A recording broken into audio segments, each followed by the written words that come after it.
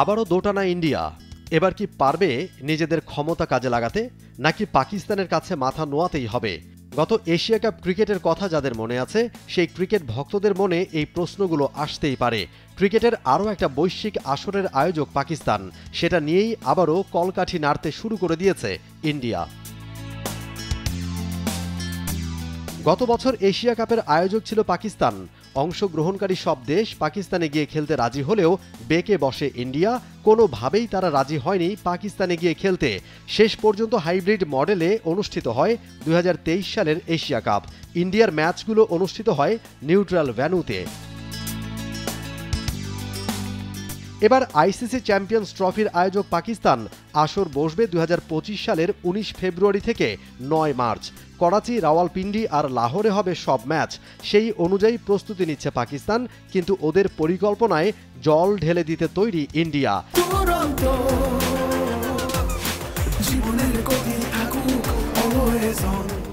এবারও তারা প্রস্তাব দিয়েছিল হাইব্রিড মডেলে চ্যাম্পিয়ন্স ট্রফি আয়োজনের, কিন্তু সে প্রস্তাব সরাসরি নাকচ করে দিয়েছে পাকিস্তান। ইন্ডিয়া যাতে কোনোভাবেই ছড়ি ঘোরাতে না পারে, সে ব্যাপারেও সতর্ক রয়েছে পাকিস্তান।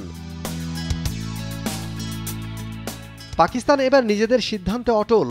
ইন্ডিয়া যদি পাকিস্তানে গিয়ে খেলতে রাজি না হয়, তবুও তারা পরিকল্পনা পাল্টাবে না, কোনো হাইব্রিড মডেলে যাবে না বলে জানিয়ে দিয়েছে Pakistan cricket board PCB. ICC কোনো হস্তক্ষেপ না করলে পাকিস্তানে গিয়েই খেলতে হবে কোহলি রোহিতদের। এবার কোনো হাইব্রিড মডেল চায় না পাকিস্তান। পিসিবির দাবি, ভেন্যুর নিরাপত্তা আর পরিবেশ দেখে খুশি আইসিসি। প্রয়োজনে ইন্ডিয়ার ম্যাচগুলো তারা একটা ভেন্যুতেই আয়োজন করবে, সেটা হতে পারে লাহোর। বাকি ভেন্যুগুলোর চেয়ে দূরত্ব কম হওয়ায় ইন্ডিয়ার সমর্থকদের জন্য সুবিধা হবে, সাথে বাড়তি নিরাপত্তা নিশ্চিত করবে Pakistan.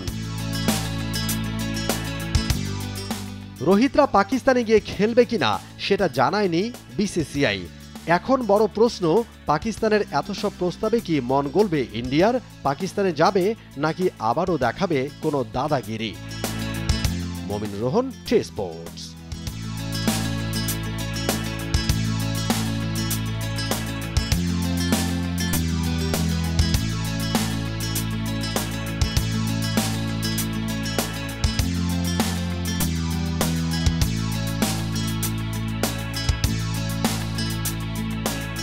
For more updates, subscribe to our YouTube channel and click on the bell icon.